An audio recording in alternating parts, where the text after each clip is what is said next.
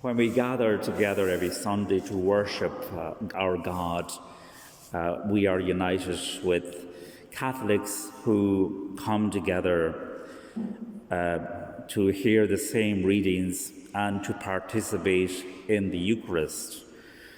When we think of the vastness of our world in so many different countries and cultures and languages, Catholics pour into churches in order to adore, give thanks, ask forgiveness, and ask for God's help.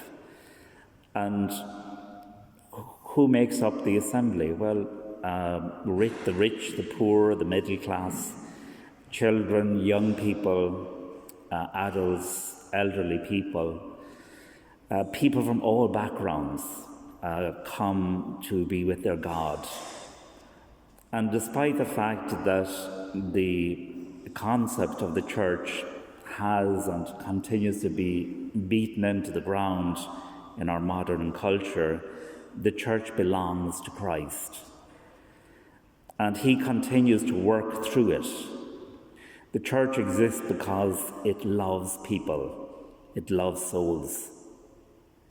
And just like a doctor wants his patients to get better, so too the church desires to see the spiritual well-being of all her children,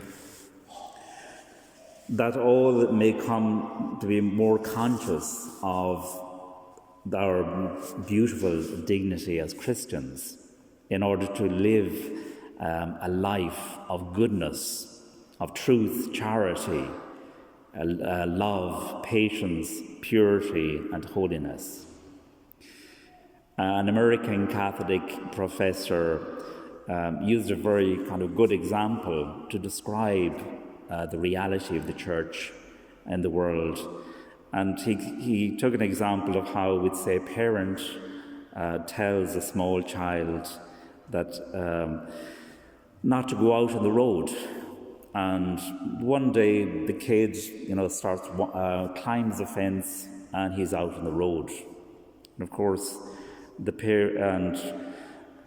parent's immediate reaction is to get the kid off the road as quickly as possible because of the great danger that causes. A car could come along and and kill the child. So the parent's immediate reaction is to run out, get the kid off the road, and scold him in order that the child learn that he must never go out on the road on his own.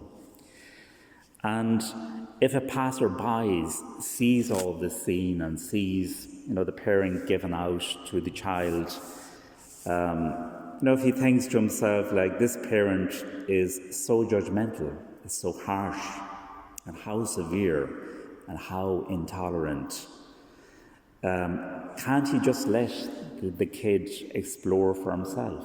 What's wrong with going out on the road? And of course, this mentality, our common sense would tell us is utter stupidity. And this is, of course, a lot of the modern arguments that are used against the church. And because obviously, if somebody has this mentality of making those arguments, it obviously has no concern for the love of the child. So just like in this case, the church is like the love of a parent, at the heart of the church is the personal love of God for every soul, where each one is called to respond. And in our civil laws, there are do's and don'ts. For example, there's a particular way of driving on one particular side of the road. You can't just wake up in the morning and decide, well, I'm going to change around. This time I'm going to drive on the opposite side of the roads. If you do that, obviously the Gardaí will be on top of you in a few minutes. It's not going to be very nice. So obviously, in the same way, we have commandments that form up our faith, and also we have the church laws. They are kind of the do's and don'ts of our faith, of our religion. Those commandments are there for our good, the protection of our souls. If one has no faith or does not pray, well, they will see all this as in a very negative light. And the love of God goes far beyond all the best parents in the world. The essence of God's love is to seek our happiness, our peace, our goodwill, and glory in heaven. The problem that we have as people is that we think, that happiness is not found in God, but in what I decide is happiness. And that is why greed and lust and, other like rebellious mentality enter in. That's the reality of sin. So the church is the school of love. That is why we ought to come with very open hearts every Sunday in order to learn and to grow in unity with Christ and his Blessed Mother every day. We have seen today in the Gospel how this very personal and unique love that Jesus showed to the deaf man who had a speech impediment. And it is good for us to ask ourselves the following questions. Do we approach Jesus with fear, doubt, or with faith and confidence? So Jesus never turned aside those who approached him with serenity and trust. Jesus showed the beauty and the goodness of God in everything he did. So Jesus shows compassion and love for the man who is deaf and a stutterer. He takes him aside privately. He puts his fingers in the man's ears and on his tongue, and he says, "Ephata," which means be opened. And Jesus desires to awaken in him faith. Who knows, maybe as a consequence of his lack of faith, a man suffered in this way, or maybe not. But the Greek word for church is ecclesia, which means to draw out of. And Jesus desires to draw us all out of the misery of sin and rebellion in order to experience that at a more personal level, his healing mercy and compassion. That is why it is so important to open wide the doors of our hearts to Christ and his Blessed Mother, Mary.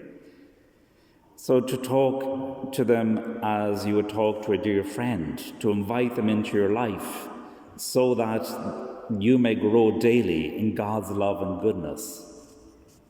God cannot enter a heart where the doors are closed, and Jesus will not force a closed door to open. All Jesus will do is knock on the door. And you can imagine if you arrived here this morning and you found all the doors closed. This first two questions would be asked why are the doors not open? And where are the priests? And you could say maybe they slept it in. Or, sure, God help them, they must be tired, they're working very hard. But when the doors are opened, it's the great sense of freedom. You can enter, one can come in, kneel down, light candles, sit down, spend time in prayer. And Jesus wants to live in our hearts, and he wants us to live in his heart. Only in this way can we rediscover the protection, the guidance and love and joy of being united to God. So God cannot dwell in a heart which is filled with self-love and bitterness, negativity, impurity and other sins. So in our world today there are many unhappy and angry people, despite the fact that they have maybe plenty of money, nice home, a nice car, and go off on holidays and all that. And we can ask ourselves, why is that? Why are so many people unhappy? Well, they do not have God in their lives. And they would even admit that they feel no need to have faith. And this is a terrible impoverishment, because if we don't have God in our life, we are lacking an essential element in life, an essential ingredient, because God teaches us to love.